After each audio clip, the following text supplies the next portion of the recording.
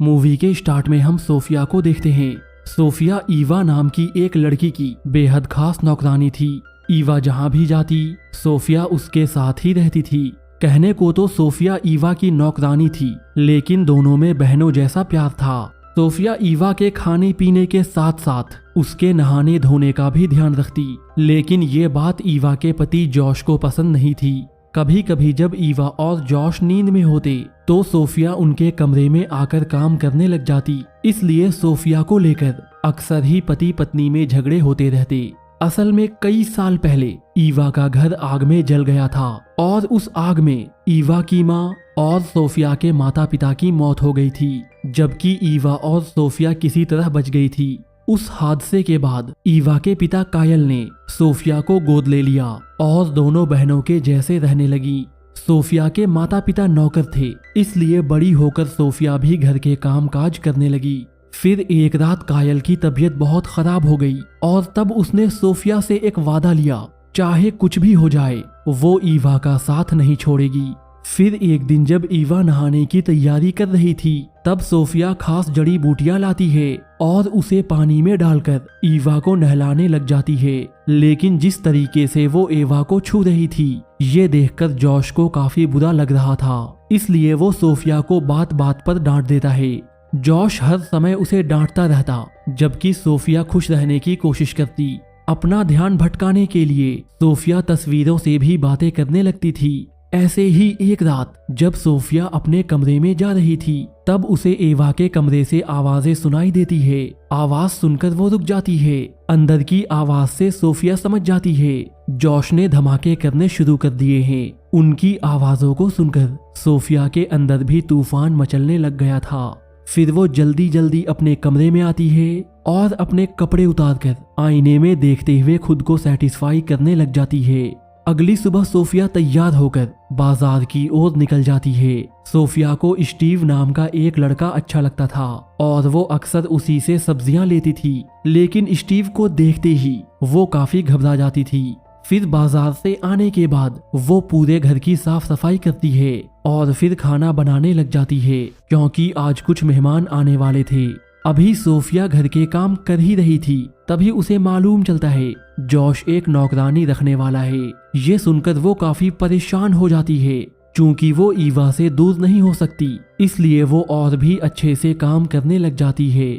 जल्द ही घर में मेहमान आ जाते हैं। ये मेहमान नॉर्मन और उसकी बीवी जेनिफर थे। उन्हें देखकर सोफिया चौंक जाती है, क्योंकि एक समय ऐसा था जब नॉर्मन सोफिया से प्यार करता था और सोफिया भी नॉर्मन को पसंद करती थी, लेकिन ईवा ने उससे नॉर्मन को छीन लिया था। नॉर्मन के आने से सोफिया घबरा जाती है और जल्दबाजी में गलतियां कर देती है। ये देखकर जॉश उसे सबके सामने डांट देता है। थोड़ी देर बाद मेहमान चले जाते हैं। फिर जॉश और ईवा के बीच झगड़ा शुरू हो जाता है। आज भी इनके झगड़े की वजह सोफिया ही थी। फिर रात में जब सोफिया अपने कमरे में थी तब ईवा उसके पास आती है। ईवा उससे कुछ भी नहीं कहती, बस चुपचाप उसके पास लेट जाती है। लेकिन सोफिया समझ जाती है अब उसे यहाँ से जाना ही होगा। फिर अगले दिन सुबह होते ही सोफिया अपना सामान लेकर जाने लगती है, लेकिन जॉश उसे रोकते हुए कहता है, मैं तुम्हें निकालना नहीं चाहता, मैं तो बस इतना चाहता हूँ तुम हर समय हमारे साथ मत रहो। जॉश के समझाने पर वो समझ जाती है और वापस अपने काम में लग जाती है। अगले दिन सोफिया नॉर्मन से मिलने जाती है और इसके बाद दोनों बातें करने लगते हैं। फिर नॉर्मन के पूछने पर सोफिया कहती है, कायल ने तो मुझे बाप का प्यार दिया, लेकिन ईवा ने कई बार मुझे नीचा दिखाने की कोशिश की, क्योंकि वो अपने पिता का प्यार किसी के साथ बांटना नहीं चाहती थी। नॉर्मन से बातें कर उसे काफी अच्छा लग रहा था, लेकिन तभी ईवा उसके पास आकर उसे अपने साथ चलने को कहती है। ईवा उसे जॉश के स्टूडियो में ले जाती है। तभी यहाँ उन्हें एक बच्चा मिलता है। वो जॉश की बनाई मूर्तियों में छुपा था। क्योंकि शादी के इतने सालों बाद भी ईवा अब तक मां नहीं बन पाई थी, इसलिए ईवा इस बच्चे को अपना बच्चा समझकर अपने साथ घर ले आती है। घर में जब ईवा उसे नहलाना चाहती थी तब वो बच्चा काफी उछल कूद करने लगता है। फिर ईवा के बाद जब सोफिया उसे नहलाने का ट्राई करती है तो वो आराम से उसके पास आ जाता है। इसके बाद जॉश एक डॉक्टर को बुला लेता है। चेक करने के बाद डॉक्टर उन्हें बताता है ये बच्चा बिल्कुल ठीक है, बस इसका शरीर कुछ ज्यादा ही फ्लेक्सिबल है। एवा उसकी शैतानियों से परेशान हो गई थी, लेकिन जॉश और सोफिया उसकी काबिलियत पहचान गए थे। फिर एक रात ये लोग बच्चे को लेकर एक मेले में जाते हैं, लेकिन जब ये मेले से वापस आते हैं तो इन्हें घर के बाहर एक जादूगर मिलता है। जादूगर के देखने से पहले ही वो बच्चा कहीं छिप जाता है।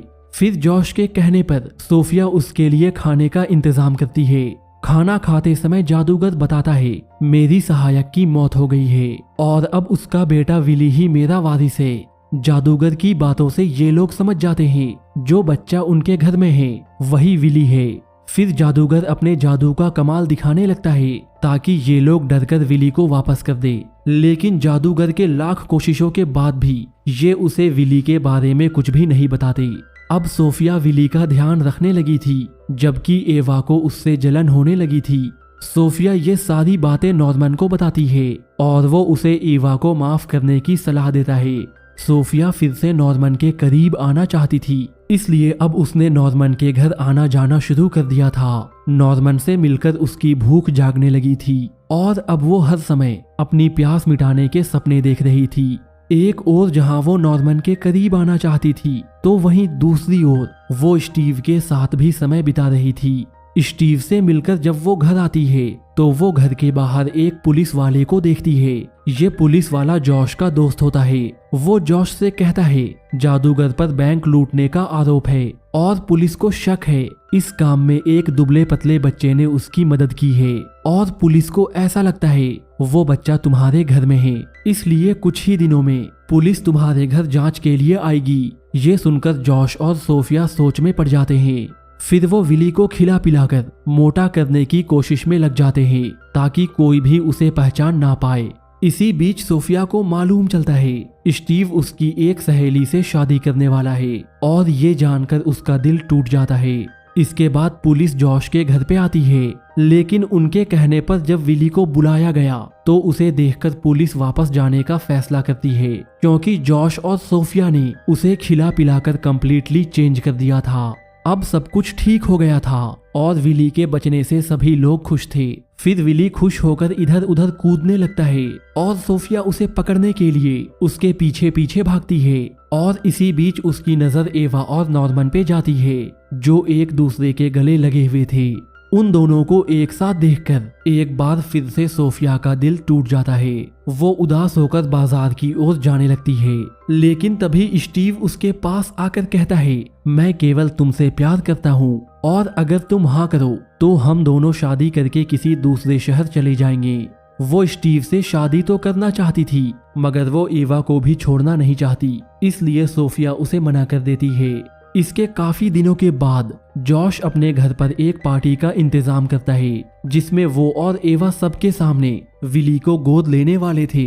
ये देखकर पार्टी में आए सभी लोग एवा की तारीफ करने लगते हैं, क्योंकि उसके पिता कायल ने भी सोफिया को गोद लेकर उसकी जिंदगी संवार दी थी।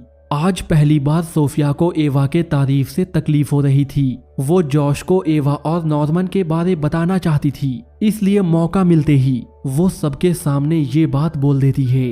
वो जॉश से कहती है जिस नॉर्मन को तुम अपना दोस्त कहते हो वो तुम्हारी बीवी का पुराना आशिक है और वो दोनों आज भी मिलते हैं। सोफिया की इन बातों को सुनकर नॉर्मन की बीवी को दौरा पड़ जाता है, जबकि सोफिया भागकर घर में आ जाती है। घर आकर वो अपना सामान बांधने लगती है ताकि वो कहीं दूर जा सके। अब उसे ऐसा लगने लगा था वो जिससे भी प्यार करती है एवा उसे छीन लेती है। तभी एवा भी यहाँ पे पहुँच जाती है। एवा काफी गुस्से में थी। वो सोफिया से कहती है मैं माँ बनने वाली हूँ और ये सब नॉर्मन के प्रार्थना के वजह से हुआ है और इसलिए मैंने उसे गले से लगाया था। एवा की इन बातों को सुनकर सोफिया को ये एहसास होता है एवा ने कभी भी उससे नफरत नहीं की, बल्कि ये सब केवल उसका वहम था। जल्द ही दोनों के बीच की गलतफहमियां दूर हो जाती है, लेकिन तभी उन्हें पता चलता है घर में आग लग गई है। सोफिया इसके लिए खुद को जिम्मेदार मानने लगती है, लेकिन जल्द ही वो खुद को संभालते हुए अपनी और एवा की जान बचा लेती है।